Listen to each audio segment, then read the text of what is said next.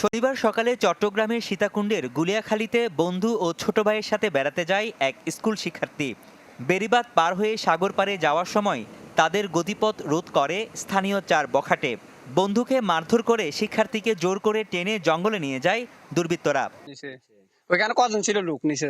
যখন আসছিল তবে বন্ধু ও ছোট ভাইয়ের চিৎকারে স্থানীয়রা এগিয়ে গেলে পালিয়ে যায় বখাটেরা। এ সময় স্থানীয়দের কাছে নির্যাতনের কথা তুলে ধরে এই কিশোরী। প্যান একটা গেঞ্জি নীল মতো মনে হয়। আচ্ছা ঠিক আছে।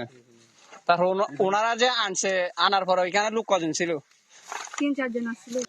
পরে পুলিশ গিয়ে শিক্ষার্থীকে উদ্ধার করে থানায় নিয়ে আসে। স্বজনদের অভিযোগ, নির্যাতন করার পাশাপাশি স্কুল শিক্ষার্থীর মুখ চেপে ধরে ধর্ষণের চেষ্টা করে দুর্বৃত্তরা। স্থানীয়দের প্রচেষ্টায় উদ্ধার হলেও ঘটনার সুষ্ঠু বিচার চান স্বজনরা। আমাকে ধরে নিছে যাতে ডাক দিতে না পারে, আওয়াজ করতে না পারে, মেয়ের মুখ বলে এমনি চাবি ধরছে। এটা আর কি। যখন ছোট ভাই ডাক দিছে ওকে, অনেক মানুষ ওইখানে বেড়ে গেছে। তোরা যখন ওইখানে ঘটনাস্থলে গেছে, লোকগুলা পালে গেছে।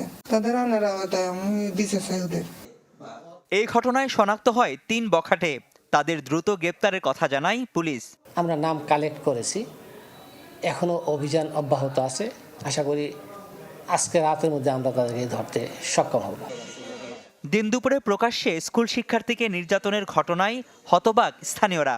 জানান এই পর্যটন স্পটটিতে নিরাপত্তা শঙ্কার কথা। ইতিপূর্বে কোনো ঘটনা নাই, এই সীতাকুণ্ড এটা প্রথম ঘটনা। সরকারিভাবে পর্যটনের ব্যবস্থা করতেছে, বাট ওখানে কোনো পুলিশ বা তেমন কিছুই থাকে না। স্থানীয়দের মতে সম্প্রতি অপরাধ বেড়েছে পর্যটন কেন্দ্রটিতে, তাই এলাকাটিতে নিরাপত্তা জোরদারের দাবি তাদের। রনি দত্ত, চ্যানেল 24, চট্টগ্রাম।